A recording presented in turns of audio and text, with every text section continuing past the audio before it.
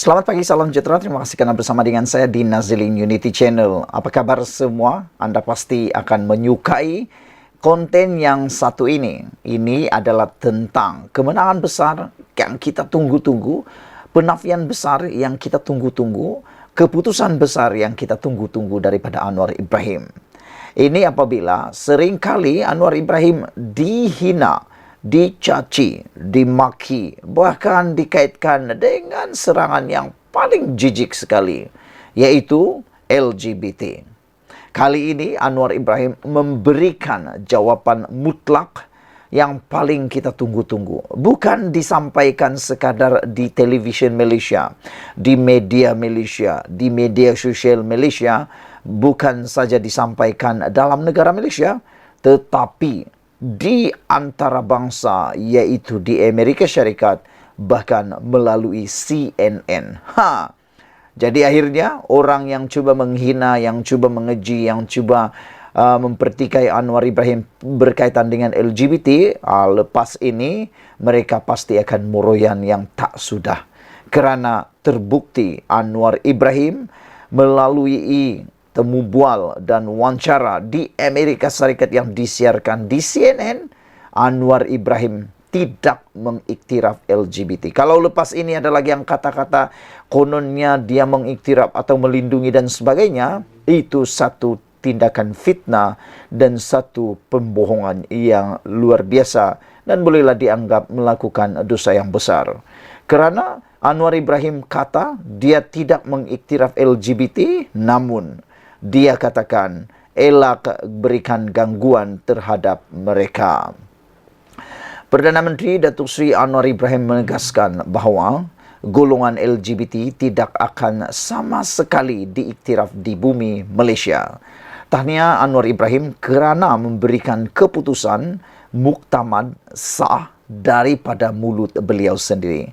Namun demikian, selain daripada beliau tidak mengiktiraf LGBT di bumi Malaysia, beliau tetap menghormati hak peribadi manusia itu sendiri. Apabila Anwar Ibrahim kata, elak ganggu terhadap mereka. Pada masa yang sama, kata Anwar Ibrahim, gangguan terhadap kumpulan ini perlu dielakkan sama sekali. Makna kata, kita tidak mengiktiraf, agama tidak mengiktiraf, bahkan kalau boleh kita nak mereka bertaubat dengan segera. Tetapi kalau itu ada, jangan diganggu, kata Datuk Seri Anwar Ibrahim. Elakkan diganggu sama sekali. Undang-undang baik untuk Muslim dan bukan Muslim, termasuk Hindu dan Buddha, mempunyai konsensus tidak menerima ini di negara ini, kata Datuk Seri Anwar Ibrahim. LGBT, aksi mereka di tempat awam terbuka, tetapi apakah kita mengganggu mereka? Itu persoalan lain, kata Datuk Seri Anwar Ibrahim. Saya tidak menyokong usaha mengganggu mereka. Isu jam switch tiada dakwaan dibuat, tegas Anwar lagi. Beliau berkata demikian semasa diwawancara Kristen Amanpour di dalam rancangan Bual Bicara Amanpour yang disiarkan di CNN. Amanpour membangkitkan persoalan itu dalam konteks jam switch yang dirampas oleh Kementerian Dalam Negeri. Syarikat Jam Antarabangsa tersebut telah memfailkan semakan kehakiman untuk mencabar rampasan tersebut. Amanpour menyatakan kaki tangan syarikat tersebut diugut dengan hukuman penjara selama 3 tahun. Kata Anwar Ibrahim, saya tidak boleh mempertahankan kesemua tindakan pihak penguatkuasa. Adakah anda mahu melihat perubahan dalam tindakan penguatkuasaan? Tanya Amanpour. Kata Anwar Ibrahim, dia menjawab, tentu saya menghormati konsensus rakyat, tetapi ia tidak boleh dilihat sebagai gangguan, kata Anwar Ibrahim.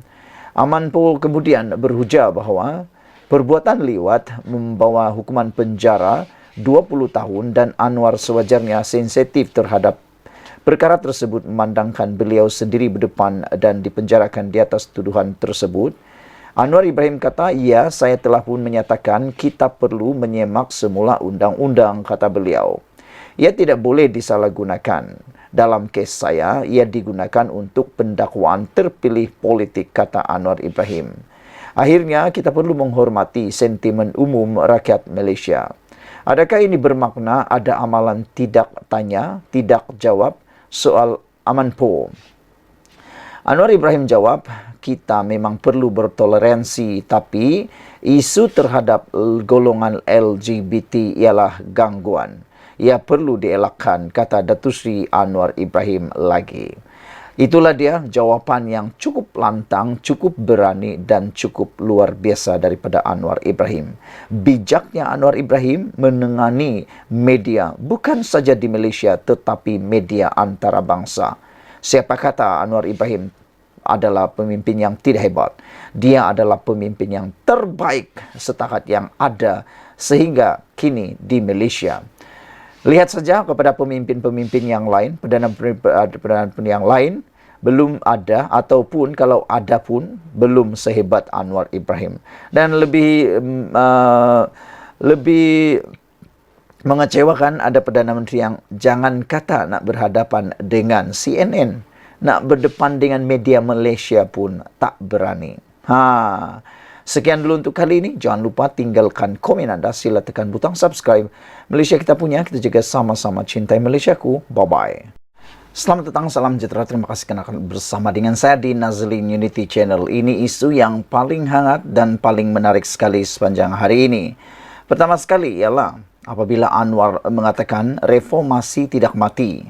Kerana seringkali kebelakangan ini, Datuk Seri Anwar Ibrahim bahkan parti Gabungan Pakatan Harapan diejek dan dicemu khususnya oleh Khairi Jamaluddin juga apabila beliau mengatakan bahawa reformasi kini berubah kepada reformati. Namun demikian, yang menghairankan analisis politik dan juga akar umbi Pakatan Harapan ialah mereka bertanya sejauh mana Khairi Jamaluddin memahami reformasi yang dibawa oleh Parti Pakatan Harapan. Kenapa tiba-tiba Khairi Jamaluddin bercakap tentang reformasi, kata mereka.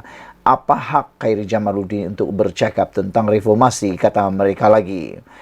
Perdana Menteri Anwar Ibrahim berkata, hakikat bahawa ahli partinya sendiri bebas mempersoalkan dasar dan tindakan kerajaan adalah bukti jelas bahawa pentadbirannya tidak meninggalkan agenda reformasi yang dijanjikan selama ini. Beliau berkata demikian semasa menjawab soalan Christian Amanpoh dari CNN mengenai kritikan oleh ahli partinya sendiri, ahli Parlimen Pasir Gudang, Hassan Abdul Karim, yang mendakwa bahawa Anwar telah meninggalkan agenda reformasinya mengenai usaha membenteras rasuah. Lihatlah dari sudut positif, seorang ahli dari parti saya sendiri menyuarakan kritikan terhadap saya. Ia adalah proses yang sangat demokratik, kata Anwar Ibrahim lagi. Kritikannya mengenai isu itu, apa yang anda kira saya perlu lakukan? Adakah saya kemudian mengarahkan sahaja Peguam Negara supaya mengubah keputusannya? Kata Anwar Ibrahim. Ini menunjukkan Datuk Seri Anwar Ibrahim tidak sama sekali mencampuri urusan mahkamah maupun Peguam Negara. Kalau Anwar Ibrahim melakukan itu, pastilah mungkin perubahan keputusan mahkamah berubah. Tetapi apabila tidak ada perubahan, makna kata Anwar Ibrahim memang telah pun melakukan reformasi seperti yang telah dinyatakannya sebelum ini. Wawancara dengan Amanpoh yang berlangsung di New York disiarkan oleh CNN pada pukul 1 pagi waktu tempatan. Terdahulu, Anwar yang berada di New York sejak Khamis telah menyampaikan ucapan di Perhimpunan Agung Pertubuhan Bangsa-Bangsa Bersatu UNGA ke-78 buat kali pertama sebagai Perdana Menteri pada Jumaat. Perdana Menteri juga ditanya mengenai kes mahkamah yang melibatkan Menteri Besar Kedah Muhammad Sanusi Maknor yang didakwa kerana membuat kenyataan berbau hasutan terhadap Sultan Selangor, dan Amanpoh turut mempersoalkan sama ada ia sekali lagi bertentangan dengan agenda reformasi yang dijanjikan. Sistem raja ada tata caranya, kata Anwar Ibrahim. Saya rasa ada keperluan untuk melindungi institusi itu. Itulah yang rakyat putuskan sejak negara memperoleh kemerdekaan. Itulah sistem yang kami warisi, kata Anwar Ibrahim. Apabila seseorang itu disifatkan menghina rakyat raja dan pertuduhan itu diputuskan oleh peguam negara, saya maksudkan ada undang-undangnya sehingga kita dapat pindah undang-undang itu tetap ada, kata Anwar Ibrahim. Anwar berkata, walaupun beliau sendiri dihina setiap hari, tiada sesiapa yang didakwa dengan pertuduhan menghina. Namun apabila anda sentuh mengenai raja-raja, sultan, kami ada undang-undang mengenainya, kata Datuk Seri Anwar Ibrahim. Saya tidak boleh dikritik kerana tindakan pendakwaan itu. Ia keputusan mereka, iaitu pendakwa. Terutama apabila menyentuh mengenai raja-raja. Jika isunya ialah kritikan terhadap Perdana Menteri dan Perdana Menteri mengambil tindakan, maka ia adalah sah. Kritikan anda adalah sah. Jika tidak, kita perlu menerimanya, kata beliau lagi. Anwar berkata, setakat ini tiada siapa yang didakwa kerana mengkritik Perdana Menteri atau kerajaan. Mengenai tindakan kerajaan yang melarang penerbitan yang berkaitan dengan lesbian, gay, biseksual, transgender, bahkan queer dan sebagainya, iaitu LGBTQ+, seperti isu rampasan jam tangan Swatch oleh Kementerian Dalam Negeri baru-baru ini, Anwar berkata konsensus ramai mesti dihormati. Saya tidak akan mempertahankan tindakan itu, tetapi ia undang-undang, kata Datuk Seri Anwar Ibrahim.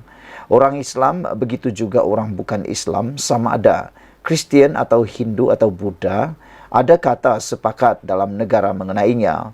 Mereka tidak menerima ini, iaitu LGBTQ. Tetapi adakah kita kemudiannya ganggu mereka, kata Anwar Ibrahim.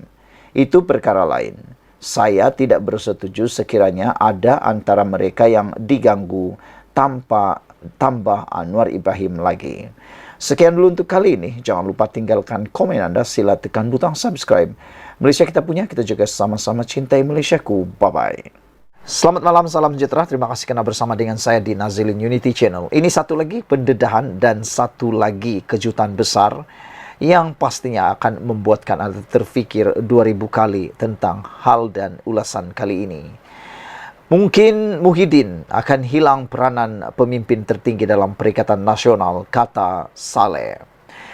Saudara-saudara sekalian, Tan Sri Muhyiddin Yassin berkemungkinan hilang peranannya sebagai pemimpin tertinggi dalam gabungan Perikatan Nasional PN. Susulan tindakan Presiden PAS, Tan Sri Abdul Hadi Awang mengadakan pertemuan bersama bekas Perdana Menteri Tun Dr. Mahathir sebelum ini. Bekas Menteri atau Bendahari UMNO itu, Datuk Seri Dr. Saleh Said Kuruak berkata, Abdul Hadi tidak boleh dipersalahkan dalam hal tersebut. Memandangkan rekod Tun Mahathir dalam politik begitu memberangsangkan. Kita tidak boleh menyalahkan Abdul Hadi dalam memilih Tun Mahathir kerana rekod politik Tun Mahathir jauh lebih mengagumkan, katanya dalam siaran Facebook beliau pada Jumaat. Pada 3 September, seramai 4 menteri besar daripada Perikatan Nasional mengadakan pertemuan dengan Tun Mahathir di kediaman beliau. Mereka ialah Menteri Besar Terengganu, Datuk Seri Dr. Ahmad Samsuri Mokhtar, Menteri Besar Kelantan, Datuk Muhammad Nasharuddin Daud, Menteri Besar Kedah, Datuk Seri Muhammad Sanusi Maknor dan Menteri Perlis Muhammad Syukri Ramli ditemani Abdul Hadi dan Setiausaha Agung PAS, Datuk Seri Taqiyuddin Hasan. Dalam pada itu, ujar Saleh Said lagi, tindakan ahli Parlimen Marang itu jelas kerana ingin mengekalkan momentum gelombang hijau, kini semakin meningkat pada masa yang sama, terus meraih manfaatnya. Sebab itu, Perdana Menteri ke-10 betul-betul tidak menganggap Muhyiddin sebagai ancaman yang serius. Hadi berazam untuk mengekalkan apa yang PAS perolehi semasa pilihan raya umum PRU dan pilihan raya negeri PRN baru-baru ini. Betapa teruknya Muhyiddin akan menerima perkembangan tersebut. Kita tidak tahu, tetapi kita semua tahu betapa tingginya cita-cita beliau dari segi politik. Beliau tidak mungkin berdiam diri, ujar beliau lagi. Selain itu, menurut Saleh, terdapat kemungkinan bahawa Muhyiddin mungkin akan meneroka dan mempertimbangkan pilihan-pilihan politik yang lain ekoran tindakan Abdul Hadi itu. Jelasnya, sama seperti Tun Mahathir, Muhyiddin percaya bahawa tiada musuh kekal dalam politik. Beliau masih Presiden Parti Pribumi Bersatu Malaysia Bersatu. Dia harus bergantung pada dirinya sendiri untuk menjaga kepentingan dan cita-cita politiknya. Perkembangan politik itu mungkin dilihat sama ada sebagai ancaman atau peluang politik oleh kumpulan pemikir dalam Pakatan Harapan PH, jelasnya lagi. Saudara-saudara sekalian, dengan penjelasan ini, saya mula terfikir dengan istilah yang dijelaskan oleh Saleh Said sebentar tadi, yaitu dalam politik, kita harus berfikir dalam politik tiada yang boleh katakan sebagai musuh yang kekal lama. Dalam politik apa-apa boleh terjadi. Yang dalam politik kemarin bermusuh, hari ini tiba-tiba berdamai. Persoalannya ialah, adakah Muhyiddin akan berdamai dengan Anwar Ibrahim? Kerana jika dilihat, musuh utama Muhyiddin bukan Anwar Ibrahim, tetapi Tun Mahathir Mohamad. Kerana ianya berkaitan dengan insiden yang berlaku di dalam Langkah Sheraton, sehingga menimbulkan pergaduhan besar antara Tun Mahathir dan juga Muhyiddin. Sehingga kan berlaku perpecahan dalam Parti Bersatu tersebut, yang mana Mahathir turut dipecat kerana daripada jawatan beliau sebagai penasihat Parti Bersatu. Jadi, menjadi persoalan ini ialah, selepas Muhyiddin melalui perkara ini, adakah Muhyiddin akan berdiam diri? Pada pendapat kami sebagai pemerhati dan penganalisis politik, Muhyiddin tidak akan berdiam diri. Dia pasti akan melakukan sesuatu untuk menyelamatkan dirinya, cita-cita politiknya, dan juga untuk kepentingan dirinya. Dan ramai yang akan mula menganggap sekarang, mula berfikir bahawa tindakan Abdul Hadi sebenarnya menjerat diri Abdul Hadi sendiri terutamanya PAS, dan mungkin Bersatu akan menarik sokongan atau mungkin akan membubarkan PN ataupun akan menyingkirkan PAS daripada PN dan akan mula menyokong Anwar Ibrahim melalui MOU. Siapa tahu mungkin esok tiba-tiba berlaku Muhyiddin akan berdamai dengan Anwar Ibrahim. Sekian dulu untuk kali ini. Jangan lupa tinggalkan komen anda. Sila tekan butang subscribe. Malaysia kita punya, kita juga sama-sama cintai Malaysiaku. Bye-bye.